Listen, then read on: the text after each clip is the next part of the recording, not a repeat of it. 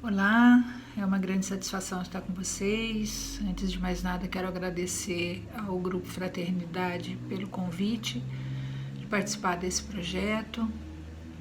E hoje nós vamos falar um pouquinho sobre a lição 65 do livro Palavras de Vida Eterna, do Espírito Emmanuel, psicografado pelo Francisco Cândido Xavier, nosso querido Chico. Antes de começarmos, se me permitem, eu gostaria de convidá-los a fazer uma prece e depois damos início ao nosso encontro, vamos dizer assim, né? Então vamos unidos em pensamento e coração, nos ligarmos ao nosso Mestre Jesus, com o coração cheio de alegria e gratidão pelo momento que se nos apresenta, de entrarmos em contato mais uma vez com a sua palavra, com o seu evangelho e os seus ensinamentos. Agradecendo aos espíritos amigos que se fazem presentes conosco, nos orientando e intuindo, para que esse trabalho seja realizado da melhor forma possível e chegue a todos aqueles que estiverem dispostos a encontrar na palavra do Cristo um modo de pensamento, de vida, enfim, um caminho a trilhar para a sua evolução. Obrigada, Senhor, pela essa oportunidade preciosa de trabalho e de encontro fraterno. Sê conosco, agora e sempre, graças a Deus. Então vamos começar pelo versículo que Emmanuel nos traz, que é o versículo 13, capítulo 11 do Evangelho de Marcos, que diz o seguinte: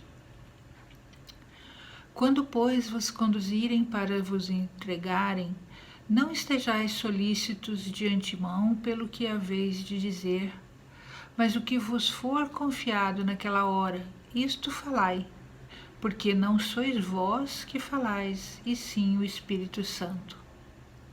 E o que Jesus está querendo dizer com isso? Emmanuel vai trazer para a gente de uma forma mais simplificada, talvez, ou de uma forma que nos facilite a reflexão. E ele começa dizendo assim: se tens a consciência tranquila no cumprimento do próprio dever, guardas em ti mesmo cidadela e refúgio.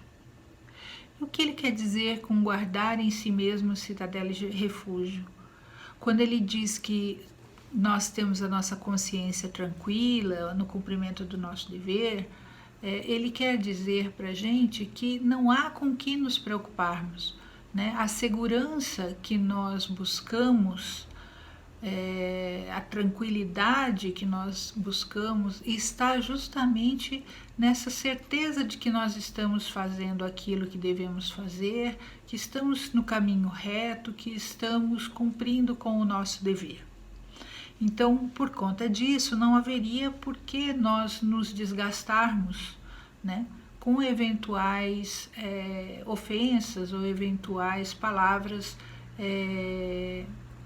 de provocação, talvez, ou de infortúnio.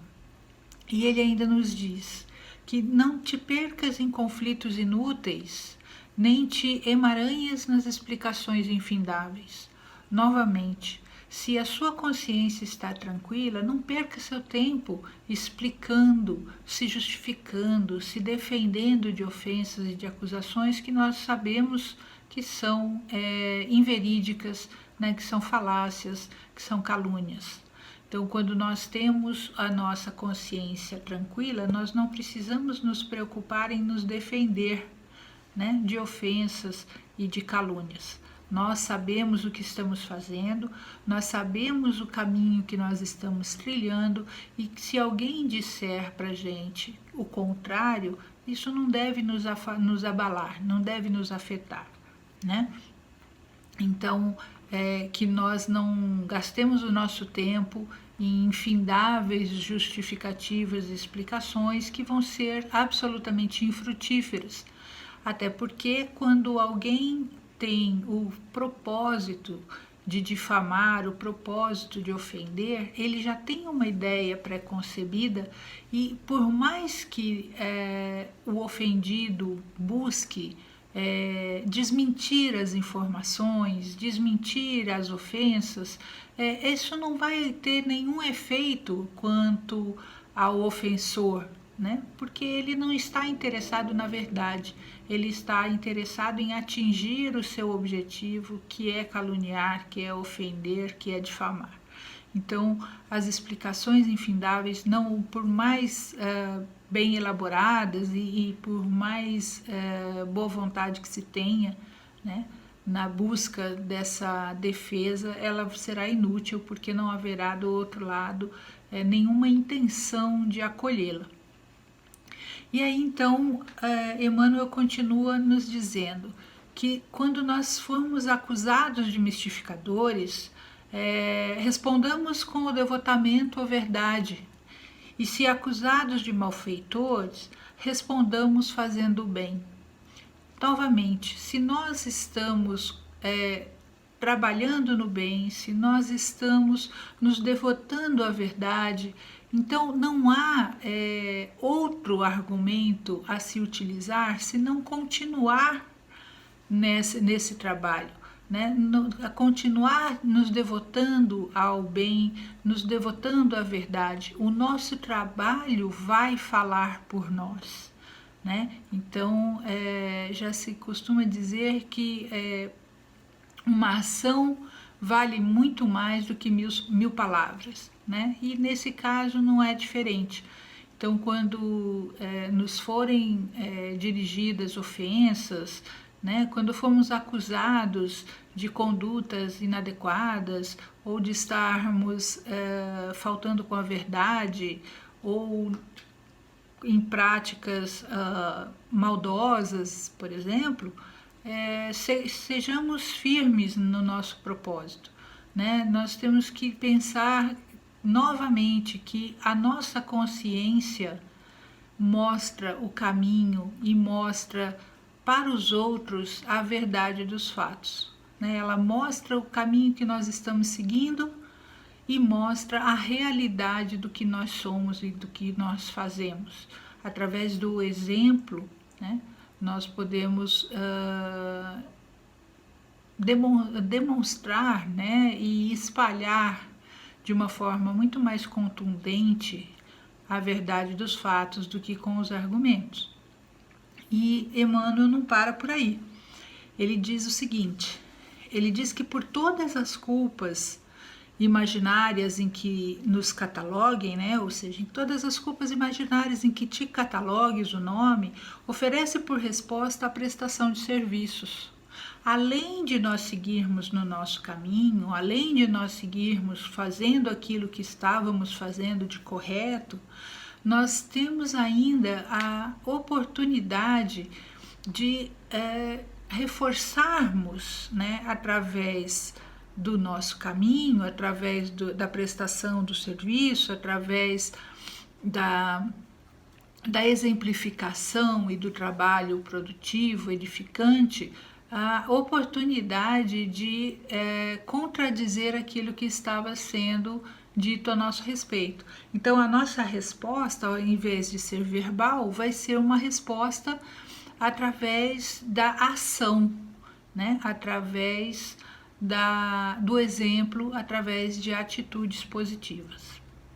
Como ele mesmo diz no mesmo texto, o fruto revela a árvore, né? E a obra fala do homem. Então, o que ele quer dizer com isso? Que a árvore boa não dá frutos ruins. Da mesma forma que o homem bom vai ter por obra coisas boas, né? Realizações positivas. Então, o resultado do trabalho de um homem bom, provavelmente, né, serão coisas boas. E aí ele continua dizendo ainda que quem te provoca através do escárnio, mostra-se mal informado ou doente, e quem infere através do insulto faz consigo pensamentos, ódio e destruição. Pensamentos de ódio e de destruição. O que ele está falando para a gente? Que quem nos acusa, quem provoca o escárnio, quem mostra, né, esse lado negativo, ele está mal informado sobre nós, ou ele é doente, né? E quando Emmanuel diz que ele é doente, ele está se referindo ao doente do espírito, ao doente do coração, né? São pessoas que têm dentro do seu coração mágoas profundas, a falta do amor, o desamor, a falta de paz, né? Ele tem o coração envolto em névoas, em trevas, né? Sombras que o afligem de tal forma que fazem com que ele enxergue no outro aquilo que vai dentro dele. E como já se costuma dizer que da boca sai aquilo que vai no nosso coração, não seria diferente com essas pessoas. Então, quando o coração dessas pessoas está cheio de mágoa, está cheio de fel, está cheio de maldade, a boca dessas pessoas vai dizer, né, vai transmitir exatamente a mesma coisa. Então, quando nós vemos pessoas ao nosso redor que caluniam, que apontam o dedo, que estão sempre criticando, que só apontam os erros, né? Que não veem nada de bom nas pessoas, que não incentivam, não elogiam, não tem uma palavra de afeto, uma palavra de orientação, de carinho, seja lá o que for. Nós sabemos, através dessas palavras, o quão doente o coração dessa pessoa é. E aí cabe a nós, através do nosso conhecimento, através da nossa consciência, de tudo que a gente vem aprendendo, né, do Evangelho de Jesus, tudo aquilo que o Mestre nos trouxe através da literatura que os seus discípulos, né, fizeram chegar até nós, né, suas palavras que foram transmitidas através dos séculos até chegarem até nós, que nós temos que olhar para esse irmão com um olhar caridoso. E o que é esse olhar caridoso, né? É um olhar de quem olha para um doente realmente, né? Para quem olha para uma pessoa que não tem condição de ser diferente daquilo que ele é por conta da enfermidade que ele sofre, né? E essa enfermidade que atinge o coração dessas pessoas é o desamor, né? É o distanciamento da paz, é o distanciamento do sagrado, do divino, né? O afastamento de Deus, o esquecimento, né, do divino. E aí, através desse nosso conhecimento, através desse nosso olhar, é que cabe a nós mesmos nos colocarmos em ação para mudarmos essa postura ou esse entendimento equivocado dessa pessoa. E como que a gente faz isso? Através das nossas ações, né? Então, ao invés de nós contra-argumentarmos, ao invés de nós ficarmos falando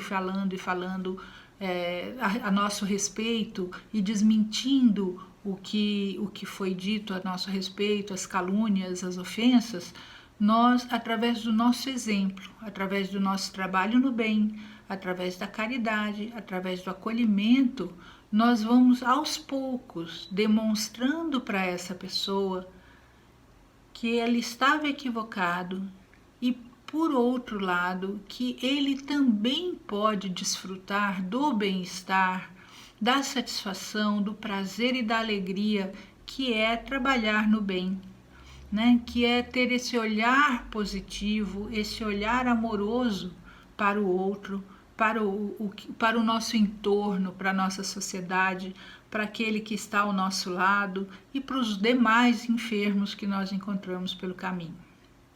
Então, quando nós pensamos em uma situação como essa que foi nos colocada, em que nós somos caluniados, ofendidos, que nós temos um perseguidor, eventualmente, que se esforça, né, para denegrir a nossa imagem, a nossa reputação, o nosso dever como cristãos, o nosso dever como trabalhadores do bem é continuarmos, nos esforçarmos mais para demonstrarmos para essa pessoa equivocada o quão equivocada ela é, né? E como é muito mais prazeroso e é muito mais interessante até para ela que ela mude esse comportamento.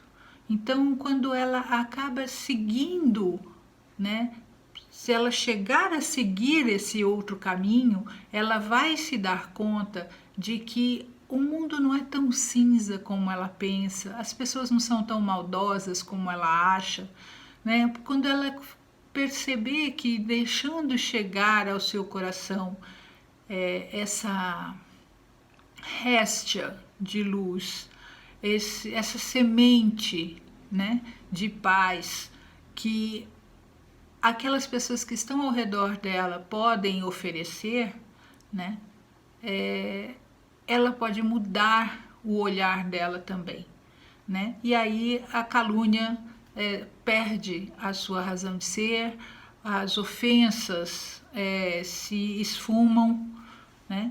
E a situação é revertida através do trabalho, da exemplificação, da dedicação ao bem, que é o que nos cabe.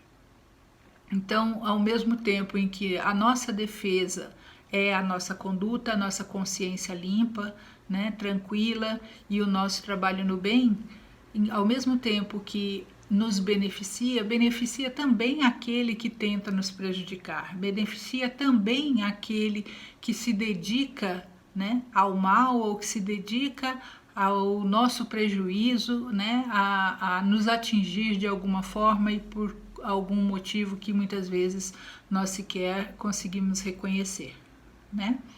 Então, e aí, continuando ainda um pouco mais com o texto do Emmanuel, ele traz para a gente o seguinte: dá-lhes a conhecer a própria rota no trabalho edificante que realizas e a luz da divina inspirar-te-á o verbo justo no instante certo. O que o Emmanuel está querendo dizer com isso? Vocês se lembram que lá quando nós lemos o versículo, dizia o seguinte, que o que vos for confiado naquela hora, ou seja, na hora em que nós nos entregarmos, né, falai sobre isso, né, porque não sois vós os que falais, e sim o Espírito Santo. Então, repetindo, quando, pois, vós conduzires para vos entregares, não estejais solícitos de antemão pelo que haveis de dizer, mas o que vos for confiado naquela hora, isso falai, porque não sois vós que falais, e sim o Espírito Santo.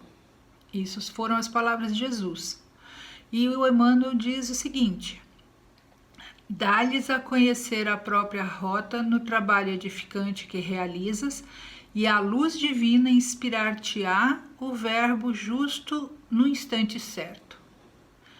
O Emmanuel aqui está falando exatamente a mesma coisa, que na hora que for necessário, né, que nós nos manifestemos, nós, através do nosso trabalho edificante, através da nossa dedicação, nós seremos intuídos pelos bons espíritos, pelos nossos mentores, e eles nos mostrarão, né, nos intuirão aquilo que nós deveremos dizer. Então, quando ele diz que a luz divina inspirar-te-á o verbo justo no instante certo, significa que na hora que nós tivermos realmente que dizer alguma coisa, como nós estaremos na vibração do trabalho, do bem, quando nós estivermos no trabalho edificante, na caridade, ligado à espiritualidade superior, então nós estaremos abertos a essa inspiração. E aí, então, nós receberemos do mais alto as palavras corretas no instante adequado em que elas deverão ser ditas.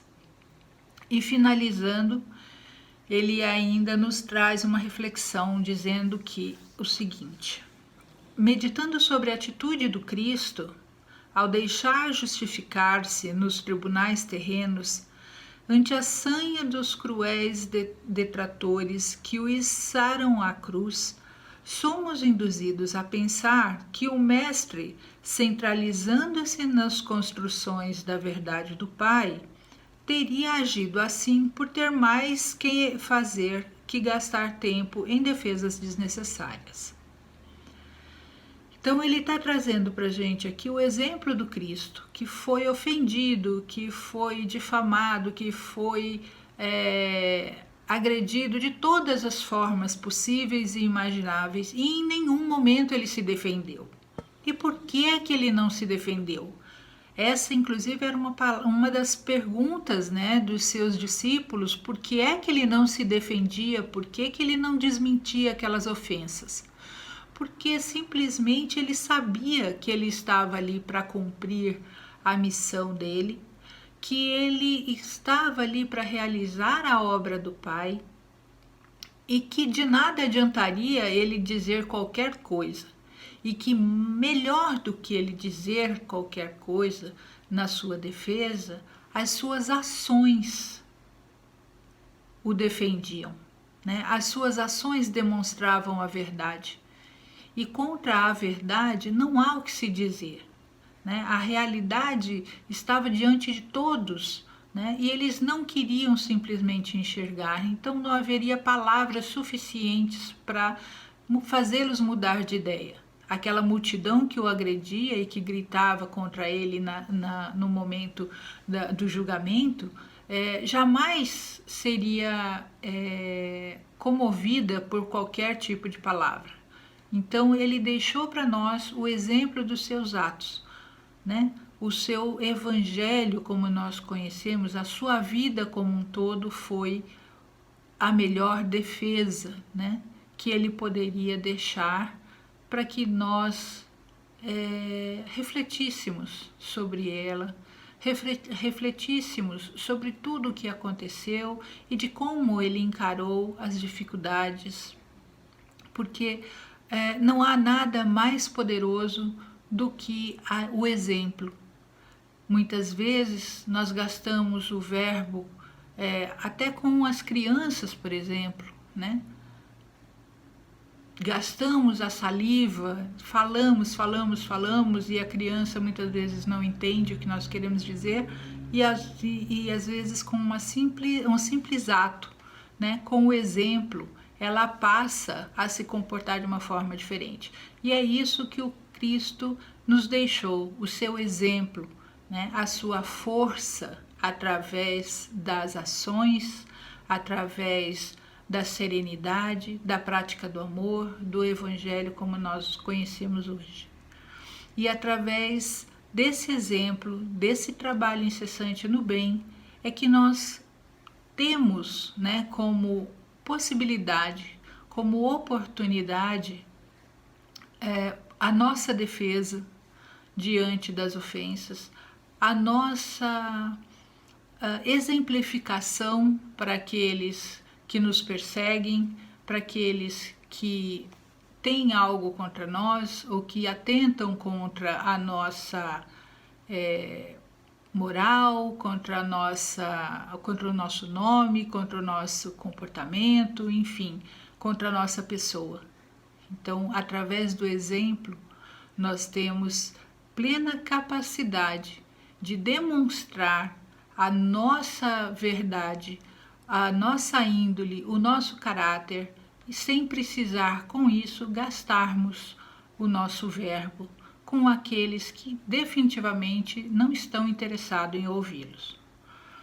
Por último, como uma reflexão para nós terminarmos aqui a nossa conversa, eu gostaria só de deixar para vocês uma passagem de Francisco de Assis, quando ele se despede de alguns irmãos que iriam sair pelo mundo para pregar o Evangelho. Ele, recomendando a esses irmãos as tarefas que deveriam ser cumpridas, ele diz aos seus irmãos, que ele chamava de irmãos menores, o seguinte: vão e preguem o Evangelho por onde passarem, e se for necessário, usem as palavras. E é com essa reflexão que eu me despeço de vocês, dizendo mais uma vez que foi uma satisfação estar aqui participando desse projeto, agradecendo mais uma vez ao Grupo Fraternidade pelo convite e, com a licença de vocês, agradeço a Jesus e à espiritualidade superior pela oportunidade de troca de conhecimento, de aprendizado, e peço ao Senhor de todo o nosso coração que seja presente na vida de todos aqueles irmãos que ainda não conhecem a sua palavra e o seu poderoso exemplo. Sei conosco, Jesus, agora e sempre. Graças a Deus. Boa noite, boa tarde ou bom dia, dependendo do horário que vocês estiverem assistindo esse vídeo.